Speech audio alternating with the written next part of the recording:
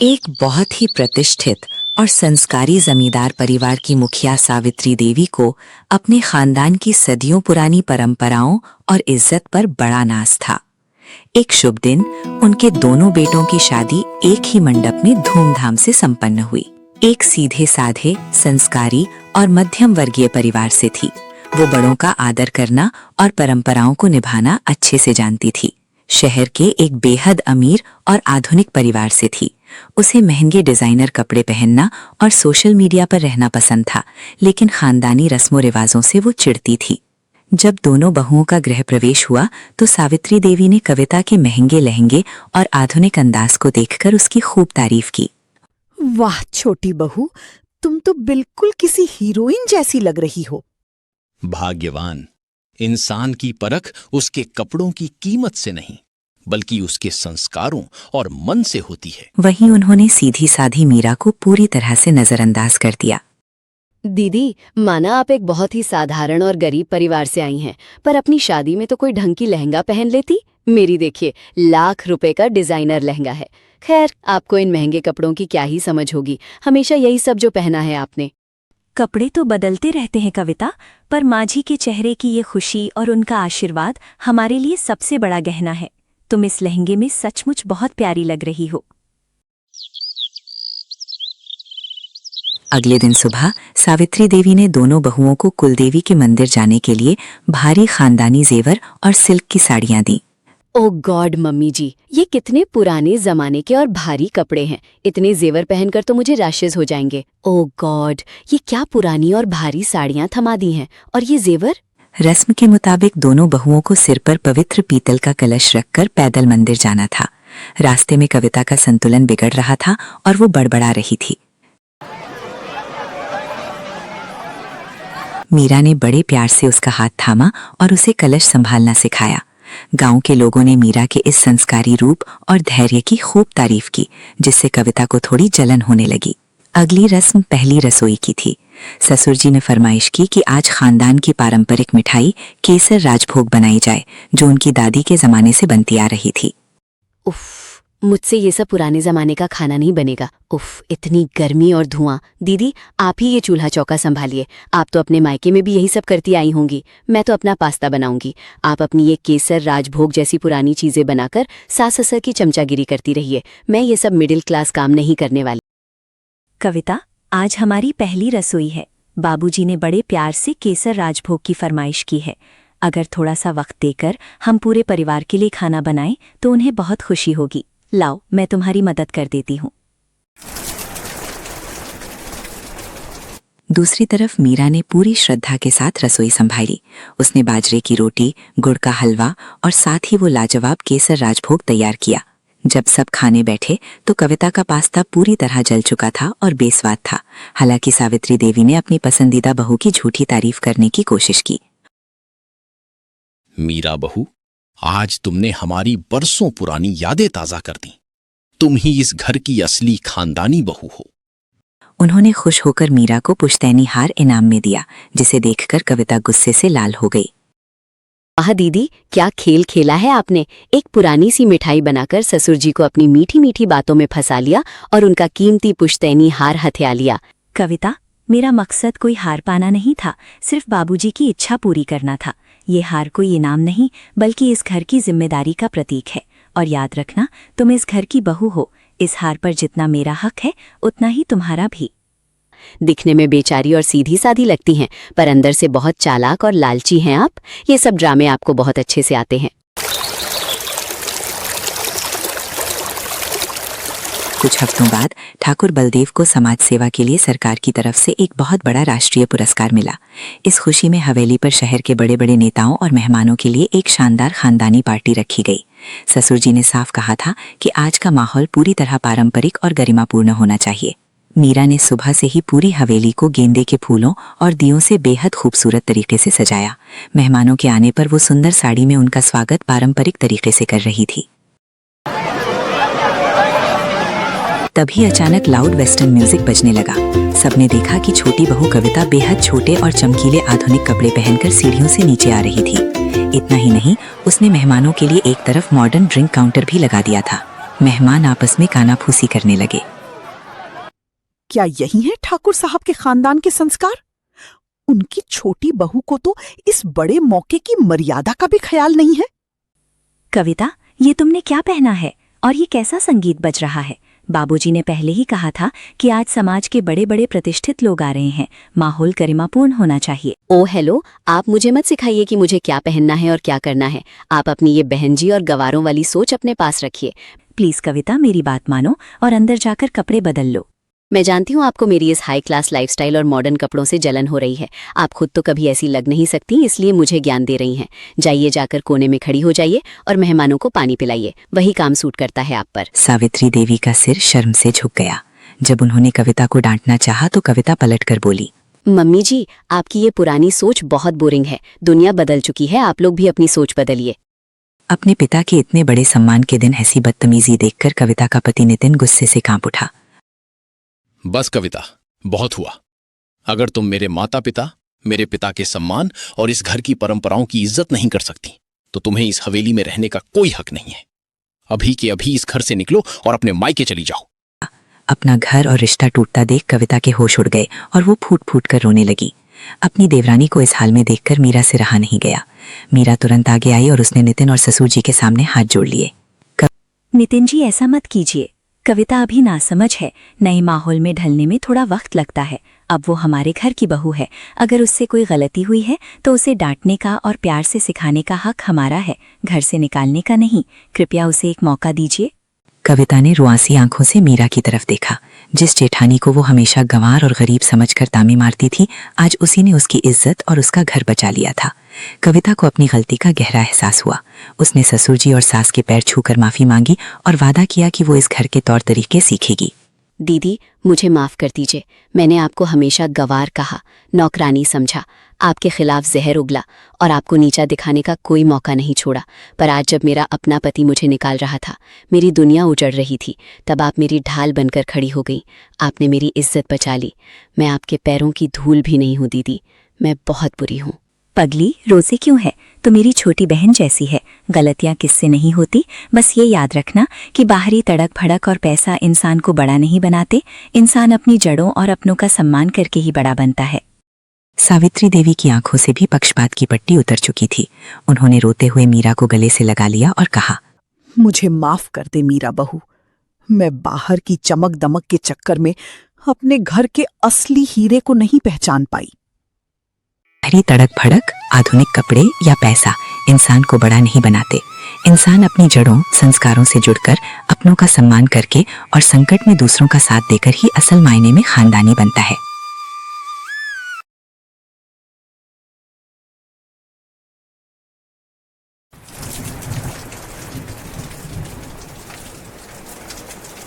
बाहर तो बहुत तेज बारिश हो रही है। अब मैं मजदूरी कैसे करने जाऊंगा? बाबा, आप रुक जाए, मौसम बहुत ज़्यादा ख़राब है। मुझे तो समझ नहीं आ रहा, ये दिन पर दिन मौसम ख़राब होता जा रहा है। अगर ऐसे ही चलता रहा तो मजदूरी नहीं कर पाऊंगा और घर में खाने को एक दाना तक नहीं आ पाएगा। तभी बहुत तेज आंधी तूफान चलता है। अरे देखो, जरा देखो कितनी तेज तूफान चल रहा है। अरे अमित बेटा, तू झोपड़ी के ऊपर त्रिपाल तो लगाकर आया था ना? हाँ बाबा, लगा दी थी तिरपाल। और उसके ऊपर तूने ईंटें रखी थी या नहीं? बाबा, ईंट रखना तो मैं भूल गया। अमित के इतना कहते ही झोपड़ी के अंदर बारिश की वजह से पानी टपकना शुरू हो जाता है। हे भगवान, अमित तूने यह क्या किया? तुझे मैंने कहा था बारिश और तूफान तेज है, तुझे ईंट रख देनी चाहिए थी। मुझे लग रहा है कि त्रिपाल उड़ गई। चल चल मेरे साथ चल। अब तुझे मेरे साथ भीगते हुए मेहनत करनी होगी, नहीं तो पूरे घर में पानी ही पानी भर जाएगा। हाँ पिताजी, आप सही कह रहे हो। चलो चलते हैं। जल्दी से दोनों बाप बेटा बारिश में बाहर निकलते हैं और झोपड़ी की छत पर त्रिपाल को सही से लगाना शुरू कर देते हैं। अरे बेटा, ईंट को अच्छे से रखना, कहीं ईंट गिर ना जाए। ठीक है पिताजी, सही सही रखूंगा। अमित इतना कहकर अच्छे से ईंट से त्रिपाल को दबाने लगता है, जिससे छत ढक जाती है और झोपड़ी में पानी टपकना बंद हो जाता है। लेकिन इसी के चलते हुए बेचारे दोनों के दोनों बहुत बुरी तरह भीग जाते हैं। अरे चलो बेटा, बहुत ठंड हो रही है, बाहर घर में चलते हैं। चलो, बरसात में मौसम बिल्कुल ठंडा हो गया है। हाँ पिताजी, आपने बिल्कुल सही कहा, चलिए। जब दोनों बाप बेटा घर के अंदर आ जाते हैं तो सीमा उन्हें सूखा कपड़ा देती है और अपना शरीर पोंछने के लिए कहती है। आप लोग अपना शरीर पोंछ लो और सूखे कपड़े पहन लो, नहीं तो ठंड लग सकती है। दिए हुए कपड़े दोनों पहन लेते हैं। तभी बीमार मोहिता बिस्तर पर पड़ी हुई सीमा से कहती है, अरे बहू, तूने खाने के लिए कुछ बनाया नहीं? माँ, मैं बारिश के रुकने का इंतजार कर रही हूँ। घर के अंदर खाना कैसे बनाऊंगी? सारे में धुआं ही धुआं हो जाएगा। मेरी दवाई का समय हो गया है और मुझे भूख भी लग रही है। ठीक है माँ, मैं कुछ करती हूँ। सीमा अपने सिर पर एक सफेद कट्टा रखकर बारिश से बचते हुए बाहर से कुछ ईंट लाकर घर के अंदर ही छोटा सा चूल्हा बना लेती है और उसी पर खाना बनाना शुरू करती है।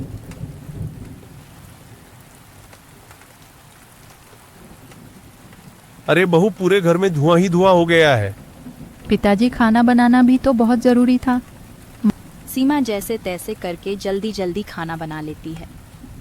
वह खाने में नमक मिर्च वाले चावल ही बना पाती है। मामा उठो, ये लोग खाना खा लो। मेरी प्यारी बहू, इतनी कम उम्र में तेरे ऊपर कितनी जिम्मेदारी आ गई। हम गरीबों का कुछ नहीं हो सकता है। इस गरीब झोपड़ी के अंदर हम कैसे कैसे दिन देखते हैं। मैं तो इस कदर लाचार हो गई हूँ कि तेरे सर पर हाथ रखकर तुझे आशीर्वाद भी नहीं दे सकती बेटा। कोई बात नहीं माँ, बच्चे समय के अनुसार बड़े होते हैं, लेकिन मैं समय से पहले बड़ी हो गई हूँ। आपको तो खुश होना चाहिए। मोहिता सीमा के हाथों से खाना खाती है। मोहिता के पूरे शरीर को पैरालाइज हुआ था, जिसके कारण ना तो वह हिल सकती थी और ना ही वह उठ सकती थी। सीमा उसके आंसू पोंछ कर अपनी सासू माँ को हौसला देती है, जिसके बाद वह अपने पति और ससुर के साथ बैठकर खाना खाती है। बारिश होती ही रहती है, लेकिन बारिश रुकने का नाम ही नहीं लेती। खाना खाकर वह सभी सो जाते हैं। आधी रात के समय जिस तरफ मोहिता का बिस्तर होता है, वहाँ पर पानी टपकना शुरू हो जाता है। अरे ये क्या पानी टपक रहा है? सीमा सीमा लगता है सो गई। अब मैं क्या करूं? ये पानी तो धीरे धीरे टपकता ही जा रहा है। मोहिता रात भर अपने ऊपर टपकते हुए पानी को ऐसे ही झेलती रहती है, जिसकी वजह से सुबह तक उसके पूरे शरीर में बुखार फैल जाता है। अरे अरे, ये क्या माँ, आपको तो बहुत ही बुखार हो गया है। रात भर ये झोपड़ी की छत टपकती ही रही। मैंने तुम्हें उठाने की कोशिश की, लेकिन तुम्हारे तक आवाज नहीं गई। यह सुनकर सीमा को बहुत अफसोस होता है। वो सूखे कपड़ों पर अपनी सासू माँ को सहारा लगाकर लिटा देती है और उनके कपड़े भी बदल देती है, लेकिन तभी अचानक से गांव में बाढ़ जाती है।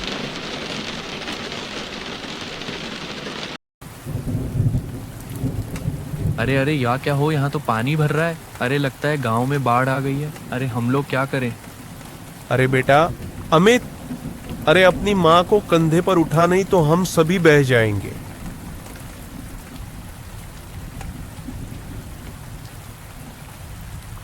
मोहनलाल फौरन घर के बाहर जाता है। जहां वह आसपास देखता है, उसे एक रेडी दिखाई देती है।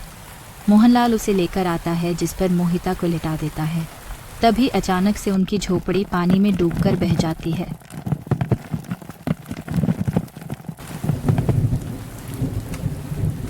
अब हमें हमारे लिए कुछ करना होगा। हमारी झोपड़ी चली गई बहू, अब हमें भी यहाँ से चलना होगा। तुम्हारी माँ को यहाँ से किसी ऊंचे स्तर पर लेकर जाना होगा। मोहनलाल, अमित और सीमा तीनों मोहिता को रेडी के साथ वहां से ऊंचाई पर लेकर जा रहे होते हैं, लेकिन पानी बहुत ज्यादा होने की वजह से रेडी का संतुलन खराब हो जाता है और वह पानी के साथ बहने लगती है। पिताजी पिताजी, माँ रेडी के साथ पानी में बहते हुए जा रही है। हे भगवान, अब हम लोग क्या करें? अरे हम लोग भी डूब रहे हैं। कोई सहारा मिलेगा तो हम यहाँ से बाहर निकल पाएंगे, नहीं तो पता नहीं आज क्या होगा। हे भगवान, कोई हमारी मदद करो। हे ऊपर वाले, कुछ तो करो।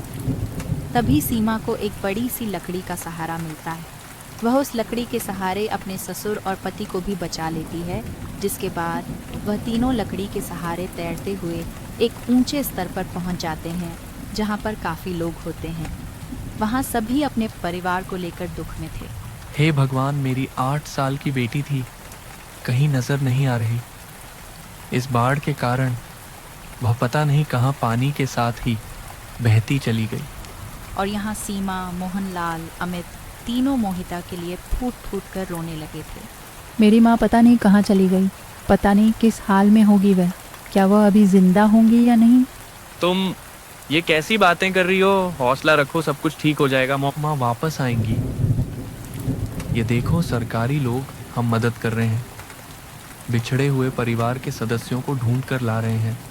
अमित, सीमा और मोहनलाल तीनों मोहिता की राह देखते ही रह जाते हैं, लेकिन सरकारी आदमियों को भी मोहिता की ना तो लाश मिलती है और ना ही उसका कोई अता पता, जिसके कारण अब उन्हें यही लगता है कि मोहिता दुनिया में नहीं रही।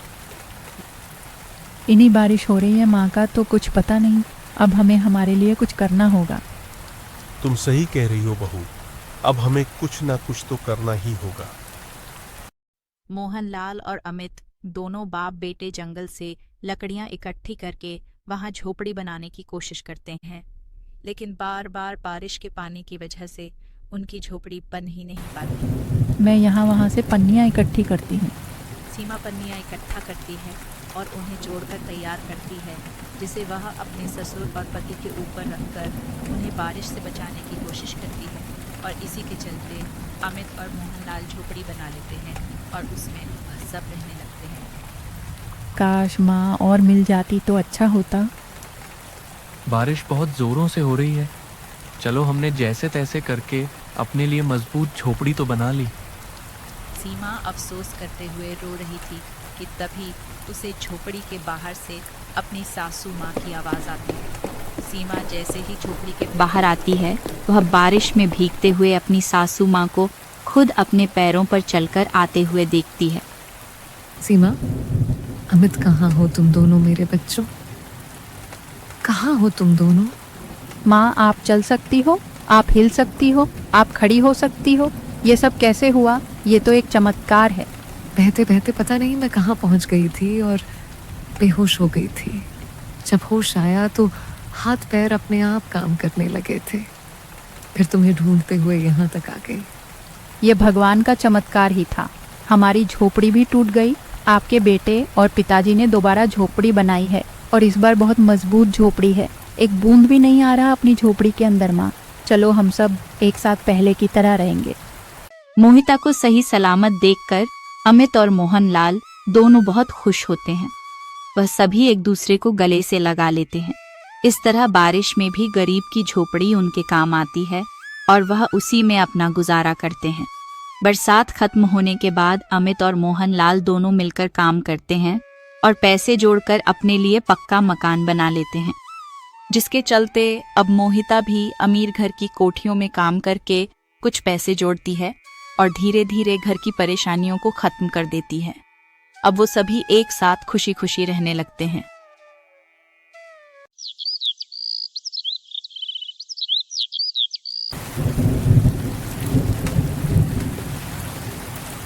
जुलाई की मूसलाधार बारिश हो रही थी। रामू की फूस की झोपड़ी में हर तरफ से पानी टपक रहा था।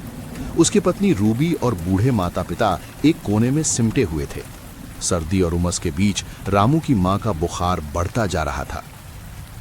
रूबी, इस झोपड़ी का एक भी कोना सूखा नहीं बचा है। मां का बुखार बढ़ता जा रहा है।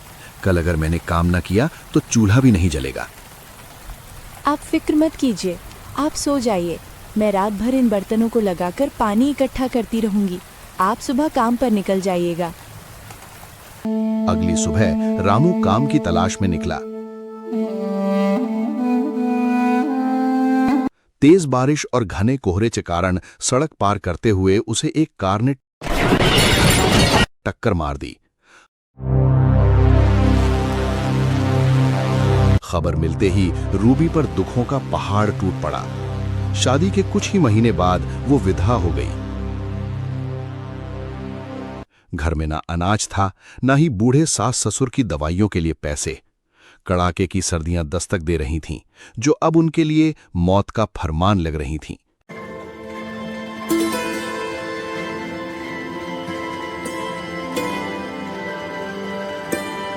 बहू, तू चली जा यहाँ से। हम बूढ़े तो मर जाएंगे, पर तू अपनी जिंदगी बचा ले। नहीं माँ जी, आप मेरी माँ हैं और बाबूजी मेरे पिता। अगर मैं आपको छोड़कर चली गई तो रामू जी की आत्मा को कभी शांति नहीं मिलेगी। उनकी जिम्मेदारी अब मेरी है। घर के एक कोने में एक चिड़िया को देखा जो बारिश और तेज हवा के बावजूद तिनके जोड़कर अपना घोंसला बचा रही थी। रूबी के भीतर की ममता और जिम्मेदारी जाग उठी। रूबी शहर गई और लोगों के घरों में काम मांगना शुरू किया। मालकिन, मुझे काम दे दीजिए। मैं ठंडे पानी से बर्तन मांज लूंगी, कपड़े धो दूंगी। बस मुझे कुछ पैसे चाहिए ताकि मैं अपने सास ससुर का पेट भर सकूं। मालकिन। कड़ाके की ठंड में जब सड़कें सुनसान थीं, रूबी ठंडे पानी में बर्तन मांज रही थी। महीनों की कड़ी मेहनत के बाद रूबी ने न केवल सास ससुर की दवाइयों का इंतजाम किया, बल्कि घर की मरम्मत भी करवाई। तूने वो कर दिखाया बेटा, जो शायद कोई बेटा भी न कर पाता। तूने हमें सिर्फ छत नहीं दी, बल्कि जीने का हौसला दिया है। बाबूजी, ये मेरी हिम्मत नहीं, आप दोनों का आशीर्वाद है। एक बहू सिर्फ घर की सेवा नहीं करती, वो मुश्किल वक्त में परिवार की ढाल भी बनती है। एक दिन उसकी मालकिन ने उसकी ईमानदारी और हिम्मत देखकर उसे कुछ गर्म कंबल और कपड़े भेंट किए। रूबी, तुम्हारी हिम्मत देखकर मैं दंग हूं। ये कंबल ले जाओ, ये तुम्हारी सास ससुर के काम आएगा। मालकिन, काश यही कंबल उस रात मेरे पति के पास होता तो शायद वो आज हमारे साथ होते। पर कोई बात नहीं, अब ये कंबल मेरे बूढ़े सास ससुर की ढाल बनेगा और उन्हें ठंड से बचाएगा। रूबी घर लौटी तो उसने देखा कि उसके सास ससुर आराम से सो रहे थे। उसकी कमाई ने न केवल उनका घर बचाया था, बल्कि उन्हें एक गरिमापूर्ण जीवन भी दिया था। काम करते करते रूबी ने देखा कि मेहनत मजदूरी से घर तो चल रहा था, लेकिन वो हमेशा दूसरों के घर काम करने पर निर्भर नहीं रह सकती थी। उसे कुछ ऐसा करना था जिससे उसका मान सम्मान भी बना रहे और आमदनी भी अच्छी हो। माँ जी, अब मैं दूसरों के घर बर्तन नहीं मांजूंगी। मैंने सोचा है शहर के मुख्य चौराहे पर मैं छोले भटूरे का स्टॉल लगाऊंगी। मेरे हाथ का स्वाद शहर के बड़े होटलों को भी मात दे देगा। बहू, तू एक अकेली औरत इतनी भीड़-भाड़ वाली जगह पर कैसे काम करेगी? माँ जी, जिस औरत ने मौत और भुखमरी को अपनी आंखों से देखा हो, उसे किसी भीड़ या समाज से डर नहीं लगता।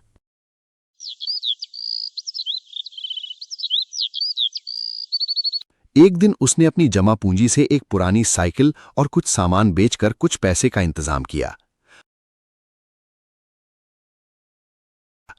अगले ही दिन रूबी ने चौराहे पर अपना छोटा सा स्टॉल लगाया।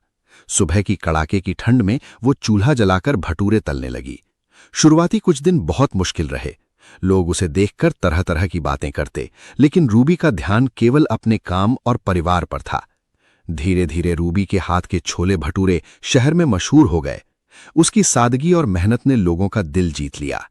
जो लोग कभी उस पर दया करते थे, अब वे उसकी हिम्मत की तारीफ करते थे।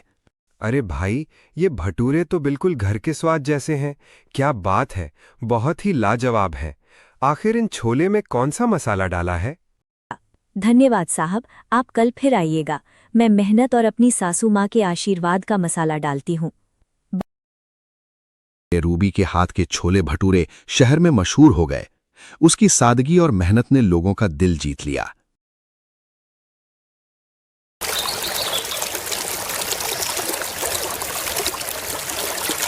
एक शाम रूबी ने अपने स्टॉल की कमाई से ढेर सारा राशन, दवाइयां और अपने सास ससुर के लिए ऊनी कपड़े खरीदे।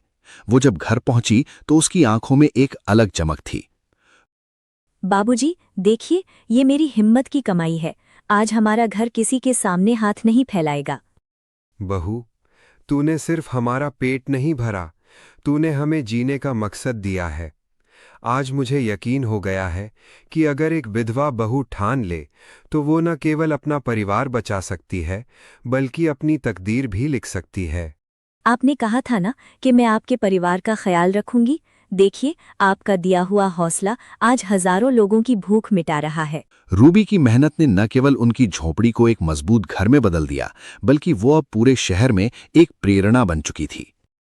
सुखपुर नाम का एक छोटा सा शांत गांव था। वहाँ के लोग बहुत ही मेहनती और परिश्रमी थे। दिन भर खेतों में पसीना बहाना और कड़ी मेहनत करना उनका रोज का नियम था। लेकिन इस गांव की एक अजीब बात थी। पूरे गांव में ना तो कोई ढंग का ढाबा था और ना ही कोई खाने पीने का ठेला। कुछ था तो वो थी सिर्फ धनीराम सेठ की मीट की दुकान। अब रोज रोज वही रूखा सूखा मांस खाकर गांव के लोग पूरी तरह ऊब चुके थे। उन्हें अपनी जीभ के लिए कुछ नया, कुछ चटपटा चाहिए था। गांव के आखिरी छोर पर एक छोटी सी ढलती हुई झोंपड़ी थी। उस घर में रहता था आकाश और उसकी माँ रहती थी। उसकी माँ की तबीयत पिछले कुछ समय से बहुत खराब चल रही थी। उनकी महंगी दवाइयों का खर्च उठाने के लिए आकाश के पास कोई और रास्ता नहीं था, इसलिए वो उसी धनीराम सेठ की दुकान पर दिन रात मजदूरी करता था। माँ, मैं काम पर निकल रहा हूँ। आज आने में थोड़ी शाम हो जाएगी। आप बिल्कुल चिंता मत करना और समय से अपनी दवा खा लेना। माँ। बेटा, वो दवाइयाँ खत्म हो गई हैं। अगर आज धनीराम सेठ से थोड़े पैसे मिल जाएं तो आते समय शहर से दवा लेते आना। और हाँ, वो जो बुखार की दवाई लाते हो ना, वो मत लाना। मुझे अब काफ़ी आराम है। पैसे फालतू में बर्बाद मत करना। अगर मन हो तो लाना, नहीं तो मैं वैसे भी ठीक हूँ। आप मुझसे झूठ क्यों बोलती हो? आपकी बुखार अभी ठीक नहीं हुई है। आप बस परेशान मत हो। जब तक आपका ये बेटा आकाश जिंदा है, आपको किसी बात की फिक्र करने की जरूरत नहीं है। मैं आज धनीराम सेठ से हाथ जोड़कर अपने हक के पैसे मांग लूंगा। अपना ख्याल रखना, मैं जा रहा हूँ। आकाश तुरंत घर से निकलता है और तेज कदमों से धनीराम सेठ की दुकान की तरफ बढ़ता है। लेकिन माँ से बात करने के चक्कर में आज उसे पहुंचने में थोड़ी देर हो जाती है। दुकान पर कदम रखते ही धनीराम सेठ का गुस्सा 7वें आसमान पर पहुंच जाता है। अबे आकाश, रोज रोज की ये तेरी नौटंकी अब यहाँ नहीं चलेगी। ये तेरे बाप का घर नहीं है जब मन किया आ गया। कभी तेरी माँ बीमार है तो कभी कोई और बहाना। क्या महीने के 30 दिन तेरी माँ बीमारी रहते हैं? आज कौन सा नया बहाना तैयार करके लाया है बे? सेठ जी, बहाना नहीं है। माँ की हालत सच में बहुत खराब है। मुझे आज काम के बाद कुछ पैसों की सख्त जरूरत है। कृपा करके दे दीजिएगा। मुझे मालूम था, हर दूसरे दिन तुझे सिर्फ पैसे चाहिए। अबे ओ, पैसे क्या यहाँ पेड़ पे उगते हैं जो जब चाहा तोड़ लिया? सेठ जी, मैं यहाँ भीख नहीं मांग रहा, मेहनत करता हूँ। अगर पैसों की जरूरत ना होती तो मैं भी किसी शहर चला जाता कमाने। आपके यहाँ दिन रात अपनी हड्डी पसली एक करता हूँ तो सिर्फ अपनी माँ की दवा के पैसों के लिए ही ना। ओहो, अब तेरी जबान तो आजकल बहुत चलने लगी है। पैसे नहीं मिलेंगे, साफ बात है। पहले चुपचाप काम पर लग जा। शाम को अगर दुकान में अच्छी कमाई हुई तब देखूंगा।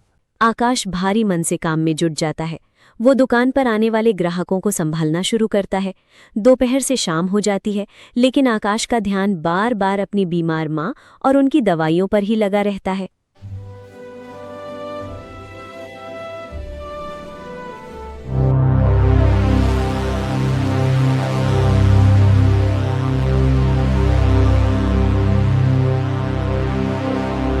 सेठ जी, शाम हो गई है और मेरे घर जाने का समय भी हो गया है।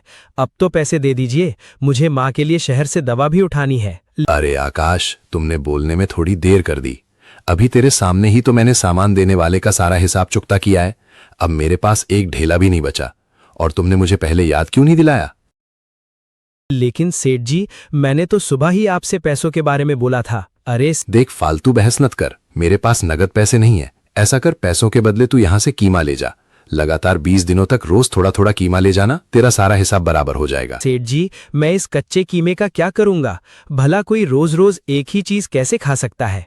क्या मैं गांव में कोई दूसरी दुकान खोल लूं? देख, मुझसे ज्यादा बकवास मत कर। तुझे जो करना है कर, पर पैसे नहीं है, मैंने कह दिया ना। अब ये चाहे तू खुद खा, चाहे किसी को बेच दे या तालाब में फेंक दे, ये तेरी मर्जी है। लेना है तो ले, नहीं तो अपनी राह पकड़। हट जा मेरी आंखों के सामने से। आकाश मजबूरी की आग में जल रहा था, लेकिन वो कुछ नहीं कर पाता। उदास मन और खाली हाथ लेकर वो सीधे घर वापस आता है।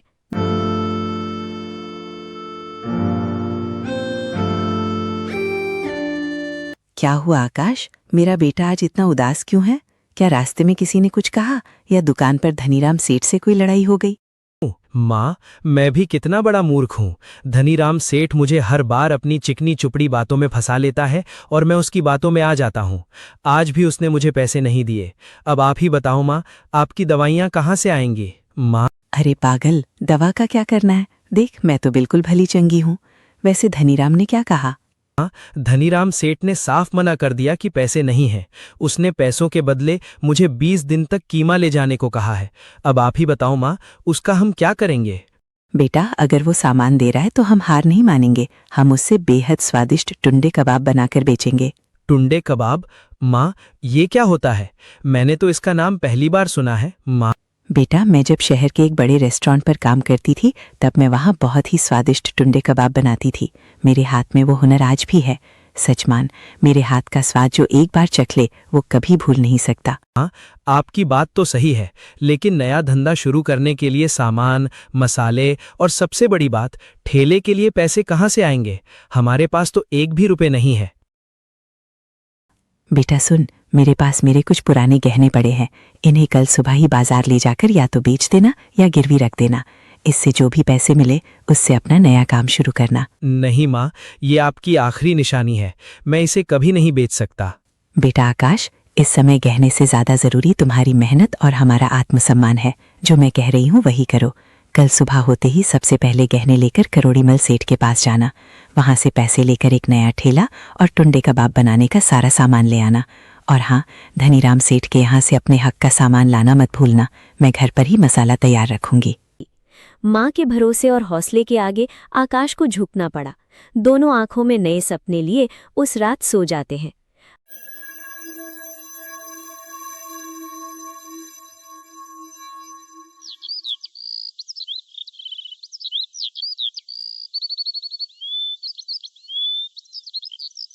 अगली सुबह जैसे ही सूरज की पहली किरण धरती पर पड़ती है, आकाश एक नए जोश के साथ उठता है। वो माँ के दिए हुए गहने लेकर दूसरे गांव के सबसे बड़े सोनार सेठ करोड़ीमल के पास जाता है। गहने के बदले उसे कुछ अच्छे पैसे मिल जाते हैं। आकाश बिना वक्त गंवाए सीधे शहर के बाजार में जाता है। वहां से वो एक चमकता हुआ नया ठेला, लकड़ी, कोयला, तवा, प्लेट और टुंडे कबाब बनाने के लिए जरूरी मसाले लेकर घर लौटता है। इसके बाद वो धनीराम सेठ की दुकान पर जाकर अपने हक का कीमा लेता है और धनीराम सेठ के मुंह पर साफ कह देता है कि आज से वो उसकी जी हजूरी नहीं करेगा।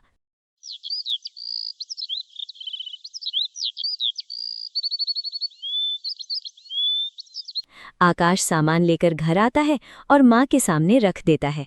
टुंडे कबाब बनाने और सफलता का दृश्य।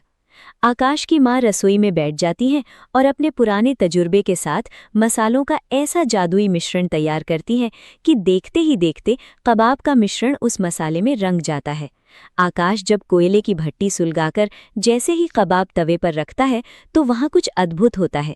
जैसे ही टुंडे कबाब दहकते कोयले की धीमी आंच पर सिकने लगते हैं, उन पर से मक्खन और मसालों की खुशबू टपकती है। कबाब का रंग हल्का सुनहरा और लाल होने लगता है। तुरंत आकाश अपना ठेला गांव के किनारे लगा देता है। तभी एक अनजान जोड़ा उसके ठेले पर आता है। अरे भैया जी, टुंडे कबाब, ये लाजवाब चीज तो हमने सिर्फ बड़े बड़े शहरों के होटलों में बिकते देखी थी। अब हमारे इस छोटे से गांव में भी मिलने लगी क्या? अजी, गांव में मिल रही है तो शुक्र मनाओ, वरना इस सुखपुर गांव में तो शाम को खाने के नाम पर कुछ मिलता ही नहीं था। वैसे भैया जी, एक बात बताओ, तुम्हारे दिमाग में गांव के भीतर टुंडे कबाब बनाने का ये अनोखा आइडिया आया कैसे? ये तो यहाँ की रेसिपी है ही नहीं। अरे बहन जी, ये आइडिया और ये हुनर सब मेरी पूजनीय माँ के हाथों का कमाल है। आप बातें बाद में कीजिएगा, पहले एक बार चख कर देखिए। अच्छा भाई, अगर इतना भरोसा है तो इसी बात पर हमारे लिए भी एक प्लेट लगा ही दो। भैया जी रुको रुको, प्लेट लगाने से पहले जरा इसका दाम तो पूछ ले। हाँ भाई, एक प्लेट का क्या रेट रखा है तूने? भाई साहब, आज मेरा पहला दिन है और आप दोनों मेरे सबसे पहले ग्राहक हैं। अब आप ही बताइए, शहर में इसका क्या दाम होता है? मैं गाँव के हिसाब से क्या रेट रखूं? शहर में तो भाई इसके कम से कम 120 रुपए प्लेट लेते हैं, पर हमारा गांव ठहरा, यहाँ इतना महंगा नहीं चल पाएगा। तुम चाहो तो इसका दाम 60 रुपए प्लेट रख सकते हो भाई साहब। ठीक है भाई साहब, ये लीजिए आपकी प्लेट। बस 60 रुपए ही दे दीजिएगा, पर पहले खाकर बताइए कि कैसा बना है।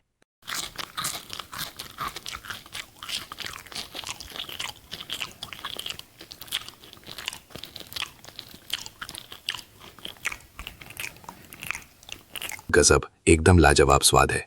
अपनी माँ के हाथों में तो साक्षात अन्नपूर्णा देवी का वास है। तुम्हारा लख लख शुक्रिया भैया, जो तुमने इस गांव में ऐसा ठेला लगाने की हिम्मत की, वरना हम जैसों को तो तरस जाना पड़ता था। ये पकड़ो भाई अपने पैसे, अब हम चलते हैं। उन पहले 2 ग्राहकों की तारीफ और टुंडे कबाब की महक ने अपना काम कर दिया था। देखते ही देखते ठेले पर गांव वालों की भारी भीड़ उमड़ पड़ी। स्वाद का जादू ऐसा चला कि आकाश ने जितना सोचा था वो कम पड़ गया। बस कुछ ही समय में उसके सारे टुंडे कबाब बिक गए। सेठ जी, मुझे कल के लिए थोड़ा ज्यादा सामान चाहिए होगा। ज्यादा सामान आकाश मुफ्त में नहीं मिलेगा, अब पैसे लगेंगे। सेठ जी, मेरे काम के बदले जो आपके पास मेरे पैसे बचते हैं, आप कल और परसों का हिसाब उसी में से काट लीजिए। मुझे 20 दिन तक थोड़ा थोड़ा नहीं चाहिए। मुझे कल 3 से 4 दिन का सामान एक साथ मिलाकर बढ़ाकर दे दीजिए। ठीक है, तो आज का हिसाब समझ ले और कल का सामान ले जाना, उसके बाद से नगद पैसे लगेंगे। ठीक है सेठ जी, कल मुझे सामान बढ़ाकर ही दीजिएगा। इतना कहकर आकाश वहां से चला जाता है। ये आकाश अचानक इतना सामान क्यों मांग रहा है? कहीं इस लड़के ने सच में गांव में कोई दूसरी दुकान तो नहीं खोल ली? चलो कोई बात नहीं, दुकान चाहे जो भी खोले, सामान तो आखिर मेरी ही दुकान से खरीद कर ले जाएगा ना, मुनाफा तो मेरा ही होना है। धनीराम सेठ इस गलत फहमी में बहुत खुश था। आकाश रात को घर पहुंचता है, अपनी मेहनत की पहली कमाई आदर सहित अपनी माँ के हाथों में सौंपता है और सुकून की नींद सो जाता है। अगली सुबह होती है। आकाश तय समय पर धनीराम सेठ की दुकान से ज्यादा मात्रा में सामान लेकर घर आता है।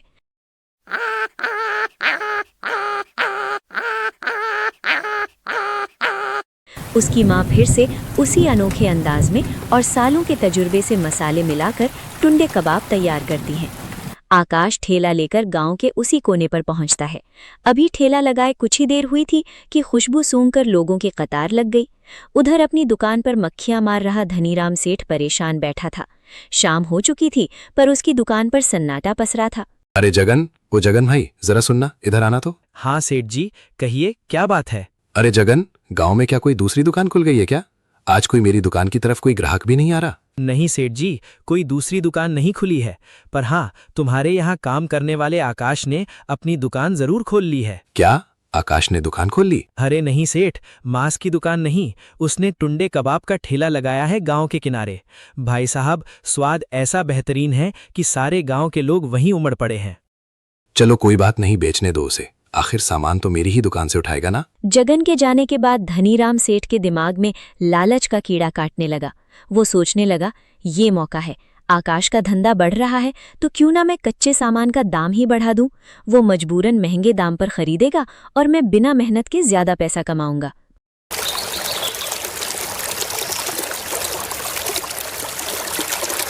आकाश बेटे, एक बात बताओ, तुम इतना स्वाद वाला और इतना लाजवाब टुंडे कबाब इतने सस्ते दाम में क्यों बेच रहे हो?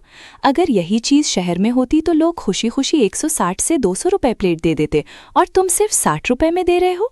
अरे पार्वती काकी, हमारे गांव के लोग सीधे सरल और मजदूर हैं। गांव में सब कुछ मौजूद है और धनीराम सेठ भी मुझे अच्छे दामों पर सामान दे देता है, तो मैं अपने लोगों से ही ज्यादा मुनाफा कमाकर क्या करूंगा काकी? मुझे इस धंधे से एक वक्त की रोटी और माँ की दवा के लिए 20 से 30 रुपए बच जाते हैं। मेरे लिए उतना ही बहुत है। तुम्हारे विचार तो बहुत अच्छे हैं बेटा, पर तुम उस धनीराम सेठ को नहीं जानते। वो बेहद मक्कार और कपटी इंसान है। अगर उसे पता लग गया कि तुम्हारा धंधा इतना अच्छा चल रहा है तो वो कुछ ना कुछ करके कच्चे माल का दाम बढ़ा देगा। तब तुम क्या करोगे? काकी, आप क्यों चिंता करती हो? धनीराम सेठ ऐसा कुछ नहीं करेगा। अगर ऐसा किया तो जब का तब देखा जाएगा। मैंने तो बस सब कुछ ऊपर वाले के ऊपर छोड़ दिया है। पार्वती काकी आकाश को आशीर्वाद देकर चली जाती हैं। धीरे धीरे शाम हो जाती है और आकाश के सारे टुंडे कबाब फिर से बिक जाते हैं। वो खुशी खुशी घर लौटता है, पैसे माँ को सौंपता है और थका होने के कारण तुरंत सो जाता है। लेकिन आने वाली सुबह आकाश के लिए एक नई परेशानी लेकर आने वाली थी।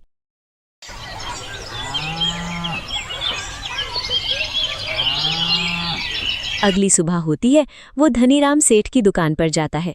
सामान महंगा होने के कारण वो माल नहीं लेता है और ठेला नहीं खोलता। थोड़ी देर बाद गांव वाले उसके घर आते हैं। आकाश साफ साफ बता देता है कि जब तक सामान महंगा रहेगा ठेला बंद रहेगा। उसने कई और सप्लायर से पता किया, पर धनीराम सेठ के डर से कोई भी उसे सामान देने का नाम नहीं ले रहा था। इतना सुनते ही सुखपुर के गांव वाले गुस्से में धनीराम की दुकान पर गए और जोर जोर से चिल्लाने लगते हैं, सुन ले धनीराम, अगर सामान सस्ता नहीं हुआ तो कोई भी तुम्हारी दुकान में कदम नहीं रखेगा। पूरे गांव को एक साथ खड़ा देखकर धनीराम सेठ बुरी तरह डर गया और उसने तुरंत दाम सस्ते कर दिए। यही नहीं, धनीराम सेठ ने आकाश से अपनी पुरानी बदतमीजी के लिए माफी भी मांगी और आकाश की मां की सूझबूझ की तारीफ भी की। शिक्षा, सच्चाई की हमेशा जीत होती है।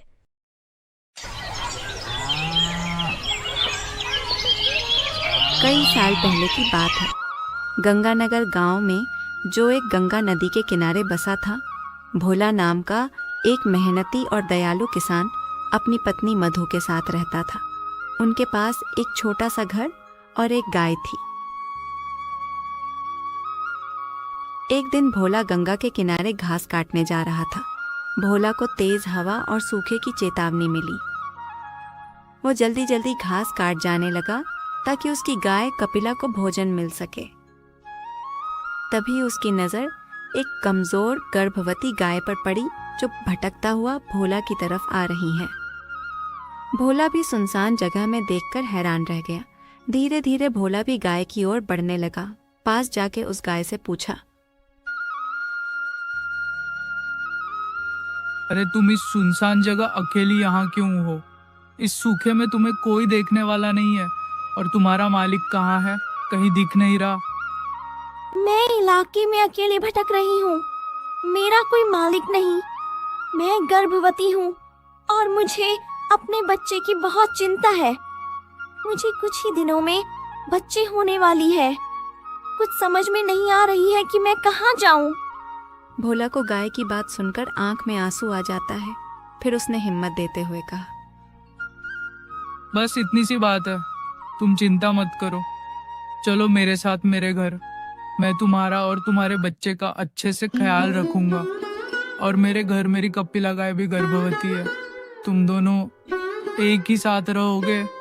और हाँ, आज से मैं तुम्हारा मालिक हूँ। ठीक है, चलो मेरे साथ। गर्भवती गाय की आंखों में आंसू आ गए।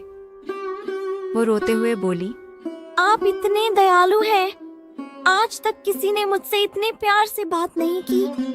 आप पहला दयालु इंसान हैं जो इतना ख्याल रखने की बात कर रहे हैं। मैं यह एहसान जिंदगी भर नहीं भूलूंगी। भोला ने गाय की तारीफ सुनकर मुस्कुराते हुए कहा, आज से तुम्हारा नाम कामधेनु है। मैं तुम्हें कामधेनु के नाम से बुलाऊंगा क्योंकि तुम गंगा मैया की तरह पवित्र और सुंदर हो।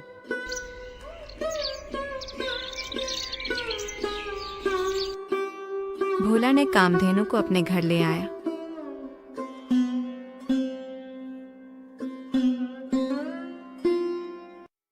जब मधु ने नई गाय को देखी तो हैरान सी रह गई। मधु ने माथा ठोकते हुए कहा, अरे ये आप कौन सी गाय ले आए और यह आपको कहाँ मिली?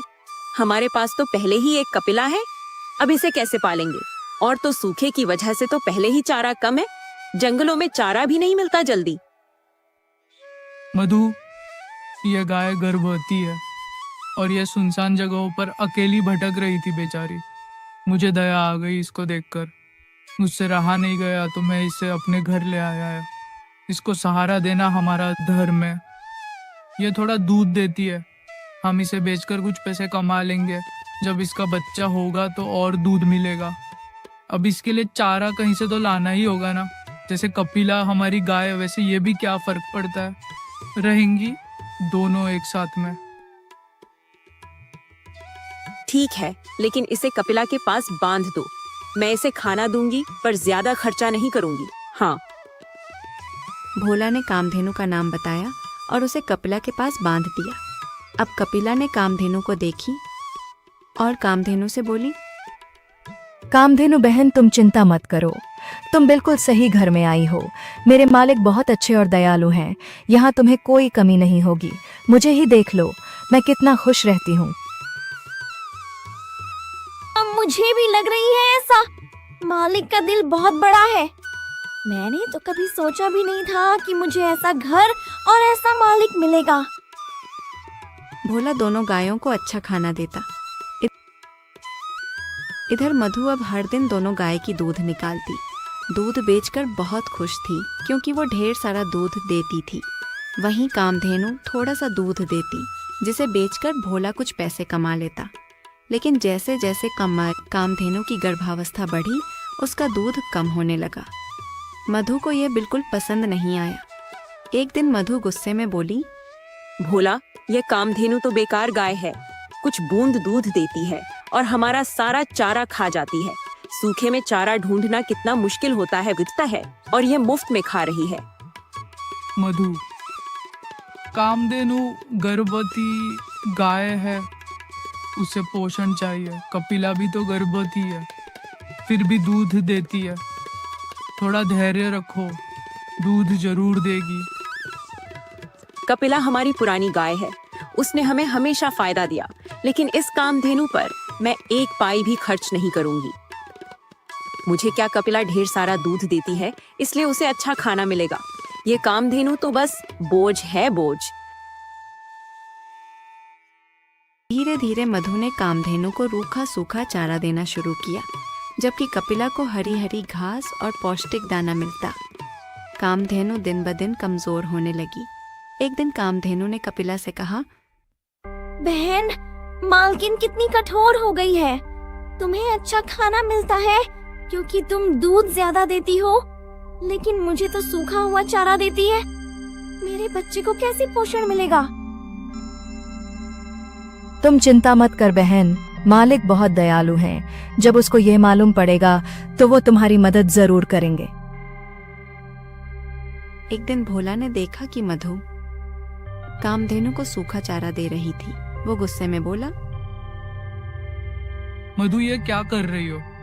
कामधेनु गर्भवती है, उसे अच्छा खाना चाहिए। अगर वो कमजोर हुई तो उसका बच्चा भी कमजोर होगा। ये पाप है मधु, एक गर्भवती जीव को भूखा रखना ठीक नहीं। तुम बहुत पछताओगी मधु। पाप वाप की बात मत करो। अगर ये गाय रहना चाहती है तो ज्यादा दूध दे, वरना इसे भगाओ। मधु ने कामधेनु की रस्सी को और कसकर बांध दिया और उसे खाना देना बंद कर दिया।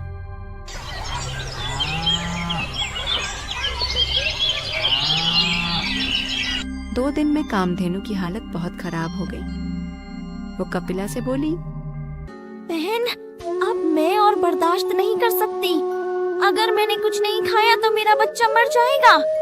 मुझे नहीं पता भगवान मुझे ये सजा क्यों दे रहे हैं। कामधेनु, तुम्हें यहाँ से चले जाना चाहिए। गंगा के उस पार एक हरा भरा मैदान है जहाँ कई गाय रहती हैं। वहाँ तुम्हें भरपेट खाना और पानी मिलेगा। मैं इतनी कमजोर हो गई हूँ कि वहाँ तक नहीं जा सकती। मैं तुम्हारी बहन हूँ। रात को जब सब सो जाएंगे तब मैं तुम्हारी रस्सी खोल दूंगी। तुम वहाँ चली जाना। रात को कपिला ने चुपके से कामधेनु की रस्सी खोली। कामधेनु धीरे धीरे गंगा के उस पार चली गई। वहां उसे हरी हरी घास और साफ पानी मिला। वे खाने पीने के बाद एक पेड़ के नीचे आराम करने लगी। उसे सुकून मिला। उधर कामधेनु के जाने के बाद मधु को अचानक बुखार और कमजोरी ने घेर लिया। भोला ने वैद्य हरि को बुलाया। वैद्य ने कहा, यह कोई साधारण बीमारी नहीं लगती, शायद कोई दैवीय प्रकोप है। इसे यह दवाएं गाय के शुद्ध दूध के साथ देना। भोला ने कपिला का ताज़ा दूध निकाला और मधु को दिया, लेकिन जैसे ही मधु ने ग्लास छुआ, दूध हाथ से गिर गया। कई बार कोशिश करने पर भी यही हुआ। मधु रोते हुए बोली, भोला, मुझे समझ आ गया, यह मेरे पाप का फल है। मैंने कामधेनु को भूखा रखा, उसे सताया। अब भगवान मुझे सजा दे रहे हैं। चलो मधु, हम कामधेनु को ढूंढकर उससे माफी मांगते हैं, शायद हमें वह माफ कर दे। दोनों ने गंगा के किनारे गया और आसपास कामधेनु को खोजा, लेकिन वह कहीं नहीं मिली। उधर कामधेनु ने एक सुंदर बछड़े को जन्म दिया। वो सोचने लगी, अब मैं बहुत दूध दे सकती हूँ। शायद मालकिन अब मुझसे खुश होगी। मैं वापस उनके घर जाती हूँ, शायद मुझे फिर से रख ले। वह अपने बछड़े को लेकर भोला के घर लौट आई। कपिला ने कामधेनु को देखकर खुशी से कहा, बहन, तुम आ गई। मैं बहुत खुश हूँ और तुम्हारा बछड़ा कितना प्यारा है। हाँ कपिला बहन, तुम सही कह रही हो। वैसे मालिक और मालकिन दिख नहीं रही है। मैं मिलना चाहती हूँ। तभी भोला और मधु वापस आ गए। मधु ने कामधेनु को देखी और खुशी से रोते हुए बोले, कामधेनु, मुझे माफ कर दो। मैंने तुम्हें बहुत सताया। मुझे उसकी सजा मिल गई और मेरी बीमारी मेरे लालच की सजा है। मुझे माफ कर दो। आज के बाद मैं तुम्हें कभी कभी नहीं सताऊंगी। कामधेनु की आंखों में आंसू आ गए। भोला ने कामधेनु का ताज़ा दूध निकाला और मधु को दिया। इस बार दूध नहीं गिरा। मधु ने दवाई ली और जल्दी ठीक हो गई। उसने भोला से कहा, आज से मैं अपना लालच छोड़ती हूँ। मैं कामधेनु और कपिला की पूरी सेवा करूंगी। इस तरह मधु ने अपनी गलती सुधारी। वो दोनों गायों और उनके बछड़ों की देखभाल करने लगी। गंगानगर में उनकी कहानी फैल गई और लोग भोला की दयालुता और मधु के बदलाव की तारीफ करने लगे। कामधेनु और कपिला खुशी खुशी उनके साथ रहीं और उनका घर समृद्धि और प्यार से भर गया।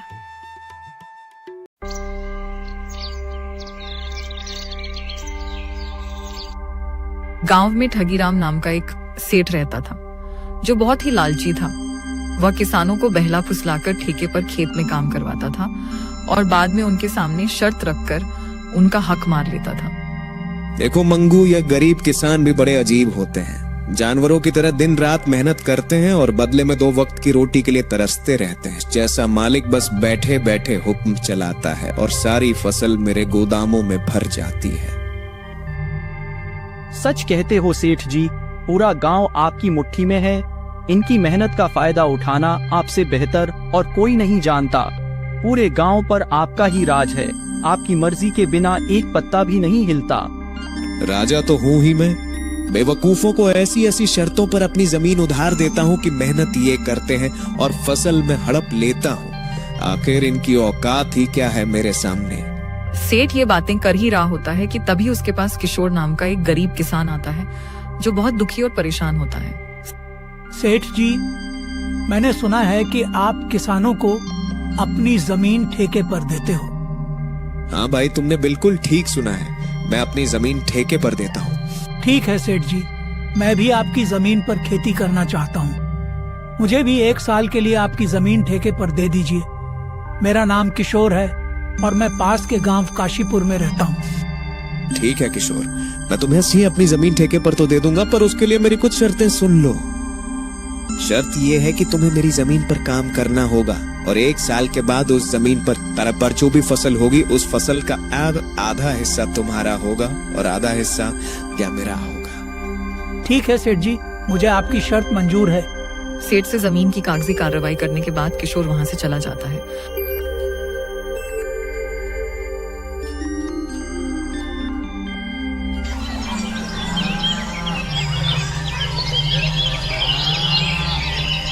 और अगले दिन खेती करने के लिए उस खेत में पहुंच जाता है। अब इसमें खेती करता हूँ। उम्मीद है कि इस साल अच्छी फसल होगी। मुझे बहुत मेहनत करनी होगी, तभी मेरे हिस्से में कुछ बच पाएगा। किशोर दिन रात कड़ी मेहनत करता है और फसल उगाता है। कुछ महीनों बाद फसल पककर तैयार हो जाती है। किशोर अब अपनी उस फसल की कटाई भी शुरू कर देता है।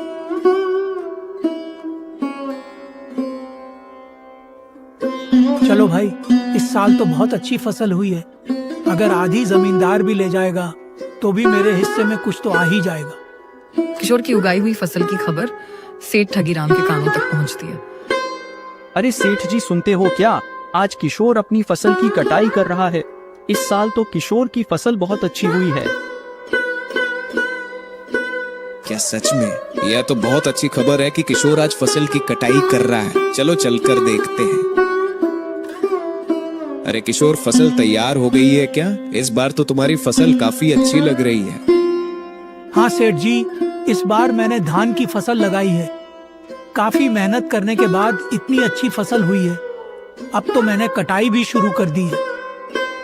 अरे यार, तेरी मेहनत से कुछ नहीं हुआ है। ये तो मेरी उपजाऊ जमीन का कमाल है। तुम्हारी मेहनत हो या ना हो, फसल तो होगी ही। सेठ जी, खेत भले ही उपजाऊ हो, लेकिन अगर वहाँ मेहनत नहीं होगी तो फसल कैसे होगी? मैंने बहुत मेहनत की है इस पर। ज्यादा मत बोल किशोर, मेहनत तो किराए के मजदूर भी करते हैं। असली कमाई का हकदार वही है जिसकी जमीन है। शर्त के मुताबिक अब जल्दी से मेरे हिस्से की आधी फसल निकाल, ताकि मैं चलूं यहाँ से। मुझे और भी काफी काम है। सेठ चालाकी से किशोर से अच्छी फसल लेकर चला जाता है और खराब फसल किशोर के पास छोड़ देता है, जिसे देखकर किशोर मायूस हो जाता है। हे ऊपर वाले, इतनी मेहनत करने के बाद बस इतनी सी फसल मेरे हाथ आई है। धिक्कार है ऐसी जिंदगी पर। आखिर कब तक दूसरों के इशारों पर नाचता रहूंगा? भगवान, कब मेरी अपनी जमीन होगी? किशोर इसी तरह अपनी जिंदगी काट रहा था। कुछ महीनों बाद किशोर की बेटी चंद्रमुखी, जो शहर पढ़ने के लिए गई थी, वापस गांव आ जाती है। गांव आने पर जब उसने गांव का नजारा देखा तो उसे बहुत दुख हुआ। पिताजी, हमारे गांव का यह हाल क्यों है? सभी लोग दुखी और परेशान नजर आ रहे हैं। आखिर बात क्या है? बेटी, इस गांव में किसानों की यही किस्मत है। सेठ ठगीराम जैसे लोग हमारी मेहनत का फायदा उठाते हैं। मेहनत हम करते हैं और फल सेठ ठगीराम जैसे लोग खा जाते हैं। हमारे पास ना अपनी जमीन है ना अधिकार, बस मेहनत करते हैं और भूखे रहते हैं। किसानों की ये स्थिति सुनकर चंद्रमुखी बहुत दुखी हो जाती है और गुस्से में आ जाती है। पिताजी, आप चिंता मत कीजिए, अब यह अन्याय और नहीं चलेगा। आज से मैं खेती करूंगी और उस लालची सेठ ठगीराम को उसी की शर्तों में उसकी चालाकी का जवाब दूंगी। अगले ही दिन चंद्रमुखी सेठ ठगीराम के घर पहुंच जाती है। कहो चंद्रमुखी, क्या बात है?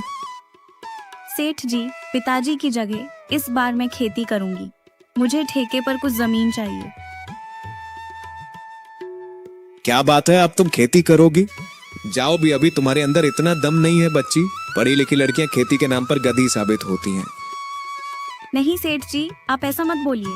मैं पढ़ी लिखी हूँ, लेकिन हूँ तो किसान की बेटी ही ना। खेती किसानी मेरा धर्म है।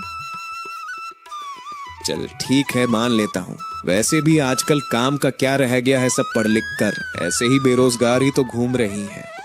आपका बहुत बहुत धन्यवाद सेठ जी। क्या शर्त है सेठ जी, बताइए। यह तो बच्ची है, इस बार इसे कुछ ऐसी शर्त बताता हूँ जिससे इसकी सारी फसल मेरी हो जाएगी। वैसे भी इसका पिता किशोर हर साल धान की फसल लगाता है, तो यह बेवकूफ भी धान ही लगाएगी। अच्छा चंद्रमुखी सुनो, तुम जो भी फसल लगाओगी उसका आधा मैं रखूंगा और आधा तुम रखोगी, लेकिन ऊपर का हिस्सा मैं रखूंगा और नीचे का हिस्सा तुम्हारा होगा। अगर मेरी यह शर्त मंजूर है तो बोलो। ठीक है सेठ जी, मुझे आपकी शर्त मंजूर है, ऐसा ही होगा। अगले दिन से चंद्रमुखी खेतों पर काम करना शुरू कर देती है। चंद्रमुखी ने इस बार धान के बदले आलू की फसल लगाई और कुछ महीने बाद फसल तैयार हो गई, क्योंकि वह फसल बहुत ही अच्छी हुई।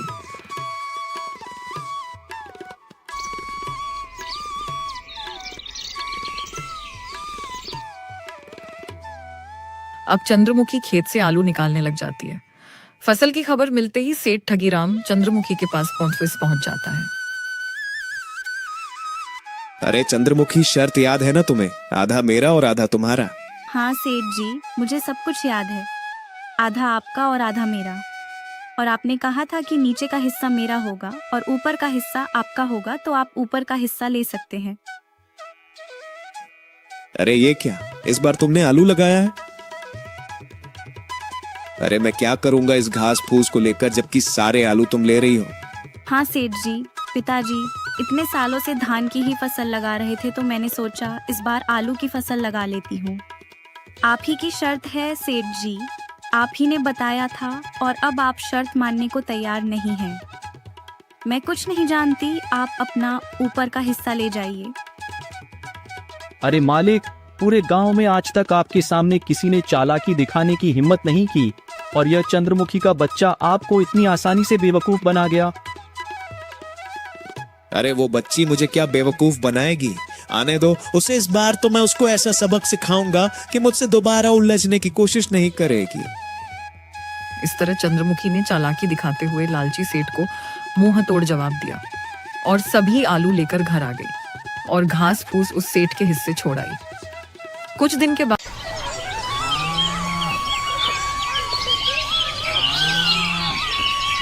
बाद चंद्रमुखी दोबारा सेठ के घर जाती है। हो लड़की, इस बार क्या चाहिए तुम्हें? इस बार मैं खेती करूंगी, मुझे ठेके पर कुछ जमीन चाहिए। ठीक है, तो मेरी इस बार की शर्त भी सुन ले लड़की। इस बार तेरी कोई चालाकी नहीं चलेगी। इस बार फसल के नीचे का हिस्सा मैं लूंगा और ऊपर का हिस्सा तेरा होगा। बोलो, मेरी यह शर्त मंजूर है? मुझे मंजूर है सेठ जी, इस बार ऊपर का भाग मेरा ही होगा। सेठ से बात करने के बाद वह घर आ जाती है और इस बार दोबारा खेती करने की तैयारी में जुट जाती है। चंद्रमुखी इस बार गेहूं की फसल लगाती है और कुछ दिनों बाद फसल काफी अच्छी उगती है। अरे वाह, इस बार तो गेहूं की फसल खूब लहरा रही है। मजा आ गया। आने दो, अब उस लालची सेठ को फिर मजा चखाती हूँ उसको। कुछ दिन के बाद सेठ चंद्रमुखी के पास आता है। जैसे ही सेठ गेहूं के खेत पर पहुंचा, उसका दिमाग चकराने लगा। अरे ये क्या, इसने तो इस बार गेहूं की फसल लगा दी है। ये लड़की जितना मैं सोच रहा था उससे कहीं ज्यादा होशियार निकली। नमस्ते सेठ जी, कैसे हैं आप? देखिए सेठ जी, इस बार मैंने गेहूं की खेती की है और आपकी शर्त के मुताबिक इस फसल के ऊपर का हिस्सा मेरा होगा और नीचे का हिस्सा आपका होगा। तो इस तरह चंद्रमुखी ने अपनी होशियारी से सेठ ठगीराम को दोबारा बेवकूफ बना दिया और सेठ एक बार फिर से धोखा खाकर आग बबूला हो गया। यह चंद्रमुखी का बच्चा आपको इतनी आसानी से बेवकूफ बना गया। तुम सही कह रहे हो मंगू, मैं उसको बच्ची ही समझ रहा था और उस बच्ची ने तो मुझे बेवकूफ ही बना दिया। आने दो, इस बार फिर उसको बताता हूँ कि सेठ ठगीराम किसे कहते हैं। चंद्रमुखी ने गेहूं की कटाई की और सारी फसल अपने घर ले आई और उस फसल का कुछ हिस्सा उसने गांव के जरूरतमंद लोगों में बांट दिया। चंद्रमुखी और उसका पिता किशोर दोनों ही बहुत खुश थे।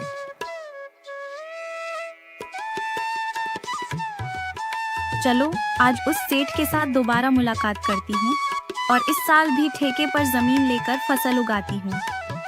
देखती हूँ इस बार शर्त में वह सेठ कौन सा खुराफाती दिमाग लगाता है। कुछ दिनों बाद फिर से फसल उगाने का समय आया। ये सोचकर चंद्रमुखी उस सेठ के पास दोबारा पहुंचती है।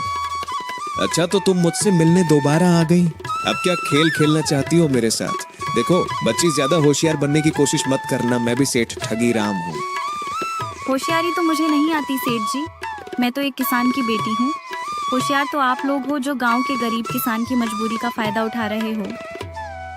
अपनी जबान पर काबू रख लड़की। ये क्या बक रही है? जिस काम के लिए आई है वो बात कर, यहाँ ज्ञान बांटने की जरूरत नहीं है। सेठ जी, चलिए काम की बात करते हैं। मुझे इस बार भी आपकी जमीन ठेके पर चाहिए। बताइए इस बार आपकी क्या शर्त है? शर्त तो है, तू खुद को बड़ा होशियार समझती है ना बच्ची। चल, इस बार फसल के नीचे का और ऊपर का हिस्सा मेरा होगा और बीच का हिस्सा तेरा होगा। अब बोल, मेरी ये शर्त मंजूर है तुझे? बिल्कुल मंजूर है सेठ जी, जैसा आप कहें। चलो मैं जाती हूँ, मुझे अब फसल उगाने की तैयारी भी करनी है। लालची सेठ की बातें मानकर चंद्रमुखी घर चली जाती है। वह फिर से फसल की तैयारी में लग जाती है और इस बार वह गन्ने की फसल लगाती है।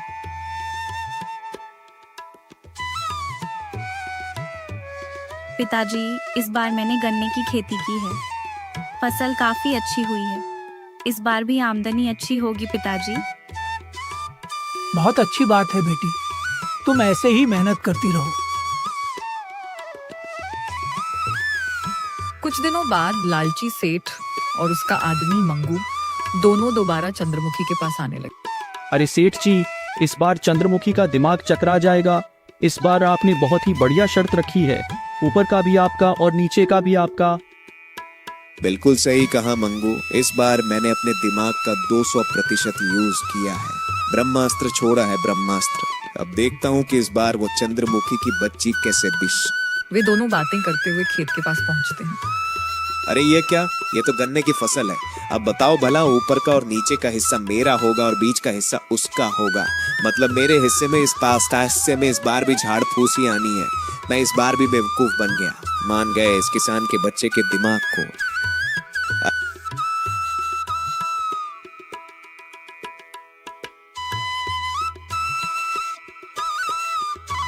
अरे आइए आइए सेठ जी, कैसे हो आप? और आप दोनों में क्या बात चल रही है, जरा मुझे भी बताओ। अरे ओ किसान के बच्चे, सेठ जी को ज्यादा होशियारी दिखाने की कोशिश मत करना। बेईमानी और धोखाधड़ी में वह सबके बाप हैं बाप। यह खेत भी हमारा है और फसल भी हमारी है। मैं भला आपको क्या बेवकूफ बनाऊंगी सेठ जी? आप तो दुनिया को बेवकूफ बनाते हो। देखो सेठ जी, इस बार मैंने गन्ने की फसल लगाई है और आपकी शर्त के मुताबिक इस फसल के ऊपर और नीचे का हिस्सा आप ले जाओगे और बीच का मैं लेकर जाऊंगी। अरे वो मंगू, बस कर चिल्लाने की जरूरत नहीं है। शायद ये हमारी ही करनी का फल है। मैंने भोले भाले इन किसानों को बहुत ठगा है। आज पहली बार हमसे किसी ने पंगा लिया है और इस लड़की ने मेरी आंखें खोल दी हैं। मैं समझ चुका हूँ कि अब मैं किसी किसान को परेशान नहीं करूंगा। सबकी मेहनत का बराबर पैसा दूंगा और जितने भी किसानों की जमीन मेरे पास गिरवी है मैं वह सब वापस कर दूंगा। सेठ जी, आपने बहुत अच्छी बात कही है। एक किसान दिन रात मेहनत करता है अपने लिए, अपने परिवार के लिए। ना कभी अच्छे कपड़े पहन पाता है और ना ही कभी अच्छा खाना खा पाता है। दिन रात दूसरों का पेट भरने के लिए वह अपना पेट जलाकर मेहनत करता है। ऐसे में इनको तरसाना ठीक नहीं है। इनका हक तो इनको मिलना ही चाहिए। इस तरह चंद्रमुखी अपनी मेहनत और चतुराई से उस लालची सेठ को सही रास्ते पर ले आई और सेठ ने सभी किसानों की जमीन और पैसा उनको वापस कर दिया। उस दिन के बाद उस गांव के सभी किसान खुशी खुशी रहने लगे।